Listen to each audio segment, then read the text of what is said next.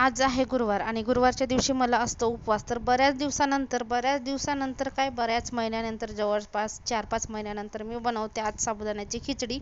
ते पण ना मी आता उपवास असल्यामुळे उपवासाच्या दिवशी मिठाचा अजिबात वापर करत नाही. थोड्यातून एकदा तरी मिठाचा वापर न करता उपवास ठेवूया. पण आज जरा भरपूर कामं झाले तर थोडासा पोटाला आधार म्हणून मग मी साबुदाण्याची खिचडी केली. उन्हाळ्याला सुरुवात झाली, ऊन पण खूप लागते आणि आता जे थंडीचे कपडे आहेत ते ठेवायचे आहेत तर तेच कपडे धुवायचे चालले माझे. आणि आता बघा इथे भरपूर अशी शेंग दिसतात तुम्हाला, तर हे आई वगैरेचे आहेत आणि आईकडे उद्या जेवण आहे 70-80 लोकांचं, त्यांचीच तयारी चालू आहे. तर मी शेंगा नीट करायला मदत करते आणि माझी एक सवय आहे, कुणी काय करत बसला तर मी रिकामी असले तर थोडीफार मदत करतेच करते, ही माझी एक सवय आहे.